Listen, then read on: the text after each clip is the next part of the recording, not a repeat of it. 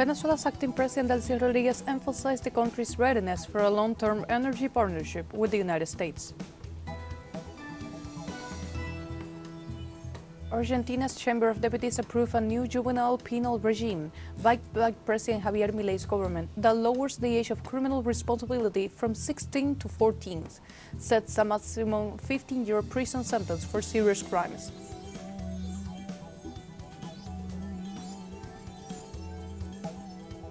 Mexican President Claudia Sheinbaum offered to mediate between the United States government and Cuba amid the difficulties facing the island due to the blockade imposed by Donald Trump.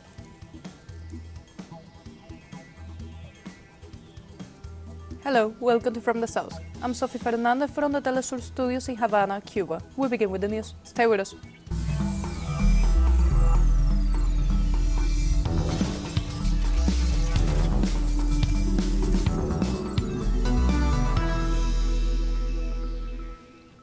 Acting President of Venezuela, Delcy Rodriguez, visited the joint company Petroindependencia in the Orinoco oil belt, together with the U.S. Secretary of Energy, Chris Wright.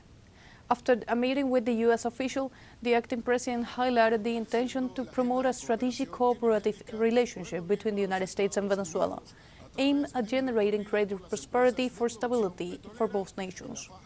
According to the acting president, this joint agenda will be based on respect for Venezuela's sovereignty and self-determination. In this scenario, Delcy Rodriguez referred to the revitalization of the hydrocarbon sector to maintain continuous operations in the issuance of strategic licenses and allowed Venezuelan companies to acquire supplies and mobilize funds.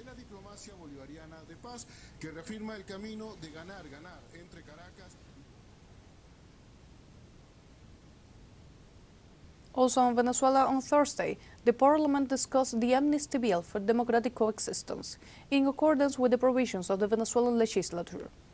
The parliamentary agenda addressed the debate on the motion on the second day, in order to draft the legal text that incorporates the analysis of deputies and the popular consultation that has been carried out in the country in recent days.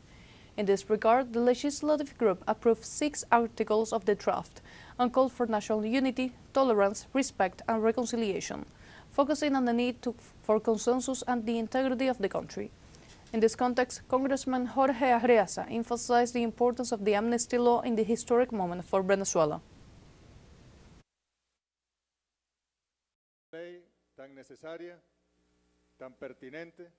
A law so necessary and relevant that we once again confirm the coherence and meaning of the political moment of acting President Delcy Rodriguez in proposing it, not only as an amnesty law, which it is, but also as a law for democratic coexistence.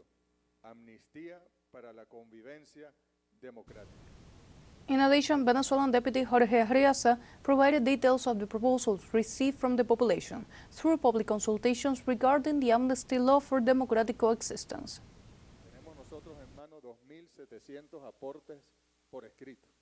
We have 2,700 written contributions in hand, but proposals continue to arrive. Contributions to the amnesty law continue to arrive. As I told you, assemblies were held throughout the country, in all 25 states. However, Magistrate Tania D'Amelio also informed me a few minutes ago that the judges and justices of the peace were motivated by the meeting held by the full commission last Sunday, and that they carried out consultation processes on this law in 20 to 66 communes, with the participation of more than 25,000 residents. And on Thursday, Venezuelan youth took to the streets of Caracas to commemorate the 200th anniversary of the Battle of La Victoria and celebrate Youth Day. On the occasion of these commemorations, Venezuela's acting president Delcy Rodriguez reaffirmed the course of the agenda for relations with the United States must be based on respect and cooperation, always within the framework of national sovereignty. In this context, Rodriguez praised the commitment of younger generations to national development, despite the difficulties. In addition, the acting president announced a new financing and dialogue plan for the country's youth, comprising 400 productive projects in areas such as animal husbandry and textile manufacturing, to promote forced deployment.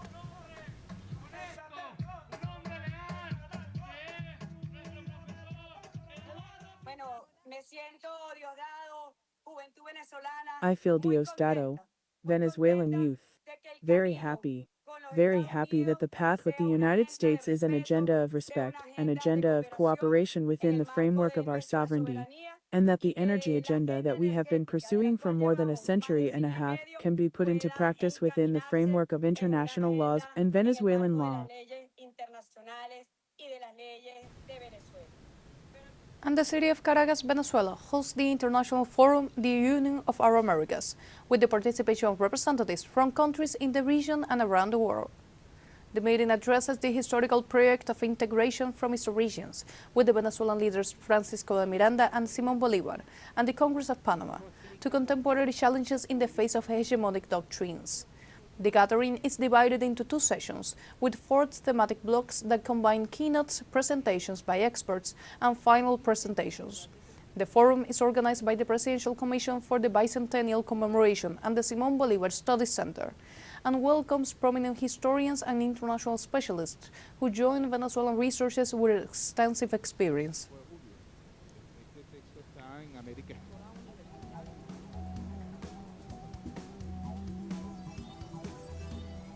And now we have a short break coming up. But first, remember you can join us on TikTok at teleSUR English, where you will find news in different formats, news updates, and more. We'll be right back. Stay with us.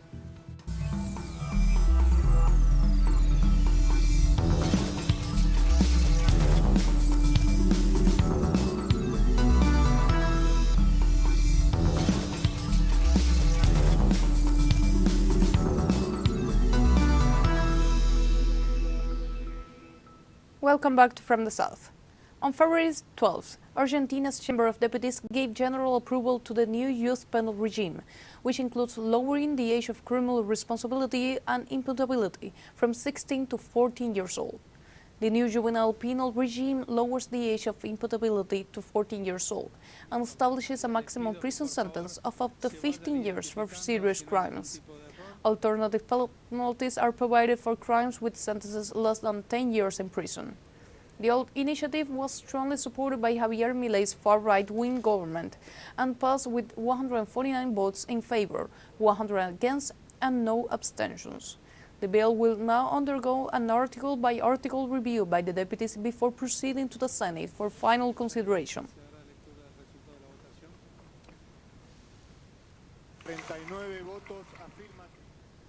Meanwhile, the Argentinian Senate passed the ruling party labor reform bill amid a repressive operation against protesters. After a long session that lasted until early on Thursday, the Senate gave preliminary approval to the reform promoted by President Javier Milei and his allies, with 42 votes in favor and 30 against. The bill will now be sent to the Chamber of Deputies for full approval, with the government assuring its goal is to have it passed before May 1st. The passing of the bill was marked by a repressive operation deployed just hours after the debate began, designed to intimidate organizations ahead of the final discussion. Once again, Milei's far-right government turned its back on the population, which demonstrated widely against the proposed reform they warn will negatively impact employment, wages, and the social security system.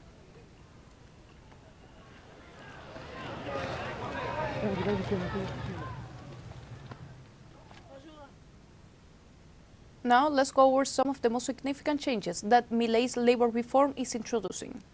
Sick leaves will be affected as workers affected by non-work-related illnesses or accidents will face a reduction of 25 or 50% of their salary, depending on the nature of the incident. Unjustified termination will be followed by a reduced severance pay, as base calculation will exclude the legal 13th salary, along with any bonuses or extras. The reform also introduces an hour bank, meaning workers could exchange overtime for future time off, up to 12 hours a day, without extra payments.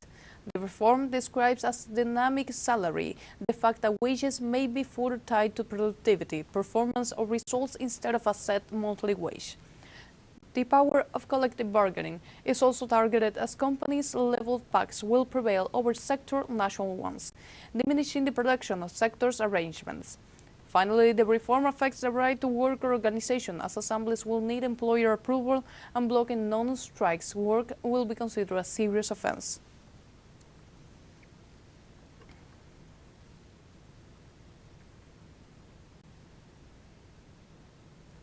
We move now to Ecuador, where at least 100 families have been evacuated due to the collapse of a commercial building in the center of Guayaquil. The structure of the complex, which housed apartments, offices and warehouses, collapsed due to high temperatures of a major fire. The evacuated people lived or worked in the commercial complex, located in one of the busiest areas of Guayaquil Bay.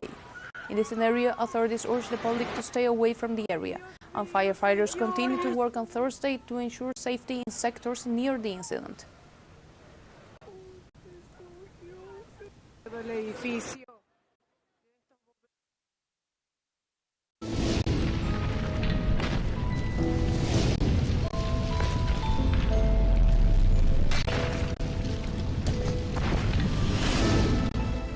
Through Decree 0150 of February 11, 2026, Colombian President Gustavo Petro declared a state of economic, social and ecological emergency in 8 departments, with an initial validity of 30 calendar days. This measure is in response to the crisis caused by the massive and unprecedented rainfall in Colombia's Caribbean and Pacific coastal regions. This phenomenon occurred due to the unusual movement of a cold front towards the Colombian Caribbean. This rare event generated rainfall ranging from 130% to over 180% of the historical monthly average in just a few days. This pattern, combined with strong winds, abnormal swells, storm surges and flash floods, triggered multiple emergencies in the affected regions.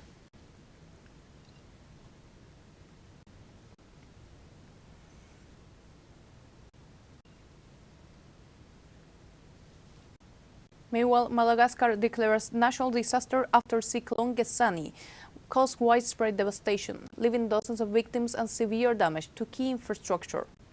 The Council of Ministers decided on February 12 to address the storm's humanitarian, economic and social impacts, particularly in the eastern Atsinana region and the port city of Toamasina. According to the National Disaster Risk Management Offices, the storm killed at least 31 people, affected over 250,000 individuals, and displaced approximately 7,000 from their homes. In some areas of Toamasina, up to 90% of structures reportedly suffered damage.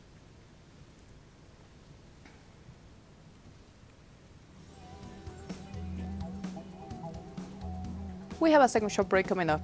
Before, we invite you to visit our Facebook page at teleSUR English. There, you'll be able to watch our top stories, special live coverage, and much more. Follow our page and activate the notification button to stay up to date on the world's most recent events. Final short break, but we'll be right back with more from the South. Don't go away.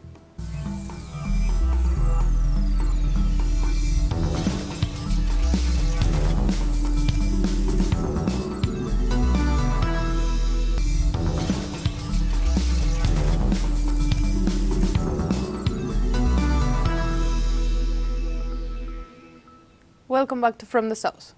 Mexican President Claudia Sheinbaum offered to mediate between the United States government and Cuba amid the difficulties facing the island due to the blockade imposed by President Donald Trump.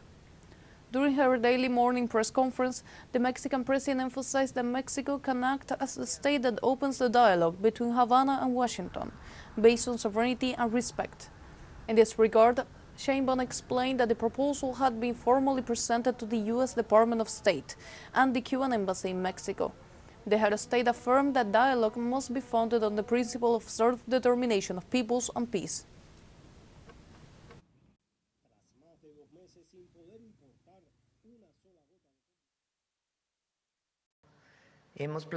We have proposed that Mexico do everything in its power to generate a dialogue that allows within the framework of Cuba's sovereignty, because that is very important, because it is also our principle of the self-determination of peoples, to create the conditions for peaceful dialogue and also for Cuba, without any country imposing sanctions, to be able to receive oil and its derivatives for its day-to-day functioning.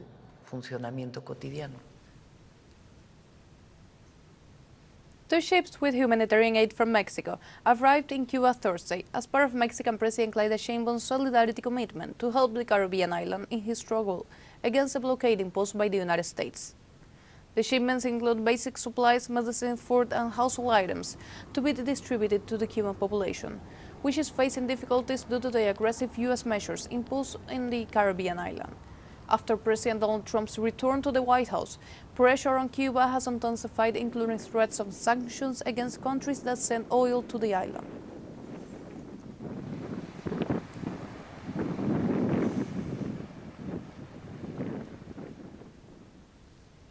In other news, on Thursday, authorities announced that Brazil and India will sign a cooperation agreement regarding critical minerals and rare earths in March during a Brazilian President Lula da Silva's state visit.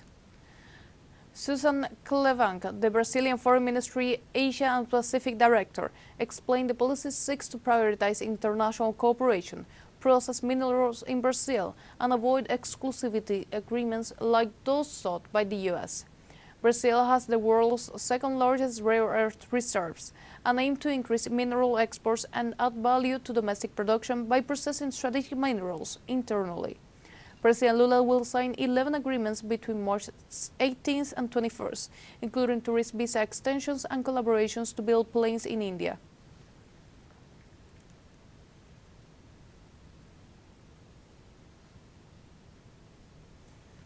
Meanwhile, on Thursday, Latin civil rights groups in the United States denounced the Safe America Act, promoted by President Donald Trump, for potentially excluding millions of voters. The bill was approved by the House of Representatives on Tuesday, February 10th, requiring voters to provide official documentation. The Voto Latino Association denounced this as the latest attempt by the Republicans to intimidate and deter voters of color from participating in the elections. The association noted that nearly 146 million U.S. citizens do not have a valid passport and that at least 21 citizens, including those in rural and low-income communities, do not have immediate access to their birth and naturalization documents.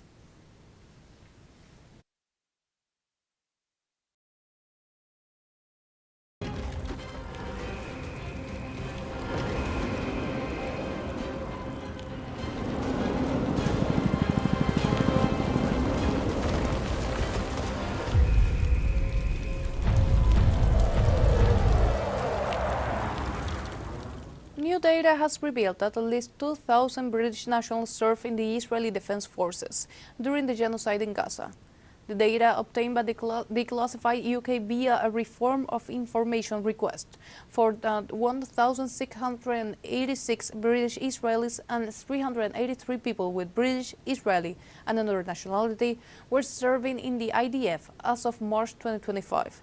The figure is significantly higher than previous reports, which suggested that around 50 Britons had fought for Israel during the conflict.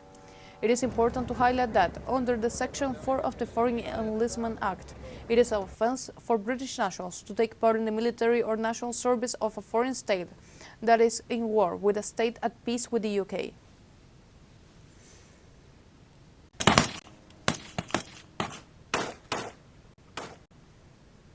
And Germany's top court ruled on Thursday rejected a Palestinian men's constitutional complaint seeking to block German arms exports to Israel. The Federal Constitutional Court acknowledged that the German constitution obliged the state to uphold international humanitarian law. However, it ruled that its obligation does not grant individuals specific enforceable rights that can be pursued before the courts. The case was brought by a Gaza resident who lost his life and child in an Israeli military strike, seeking to prevent German manufacturers from delivering spare tank parts to Israel. In this decision, the Federal Constitutional Court said it would not admit the complaint for review, finding no grounds to overturn earlier rulings by lower courts.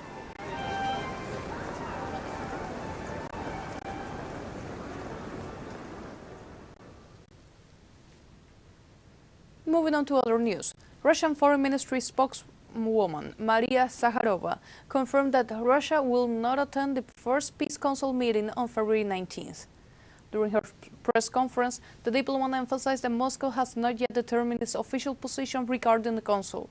This decision clearly diverges from the Washington-led initiative, whose founding charter was recently signed in Davos. Zakharova stressed that Russia is still working on formulating a coherent position on the organization. Thus far, this Slavic nation has not formally agreed to join the board. Discussion stems from the need to assess the organization's true objectives before establishing a presence in the U.S.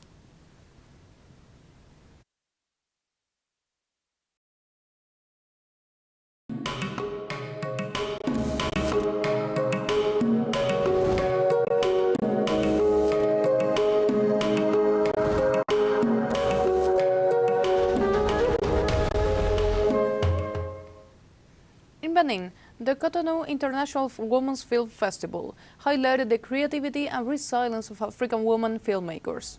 The fourth edition of the festival brought together more than 1,000 attendees and showcased 18 films from 16 countries, reflecting the diversity of women's cinema across the continent.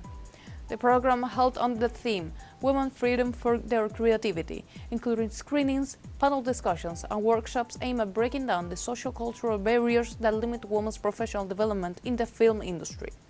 The screening of the short film Doué, created by 12 teenage girls from Benin, was one of the highlights of the events, as it addresses themes of youth, education, and aspirations.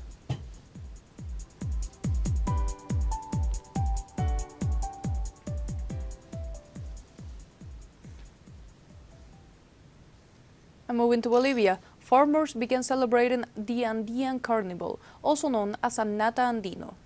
At least 100 communities from the 16 provinces of the department of Oruro gathered in the center of the city of the same name to participate in the tradition.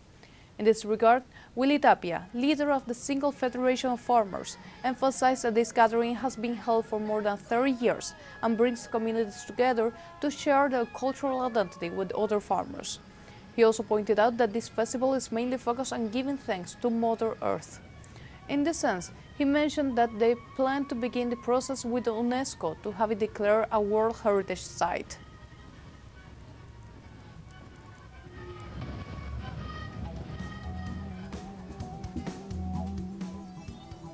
And like this, we have come to the end of this news brief. You can find this and many other stories on the website at telesurenglish.net and join us on social media. We're on Facebook, X, Instagram, Telegram, and TikTok. For TeleSUR English, I'm Sophie Fernandez. Thank you for watching.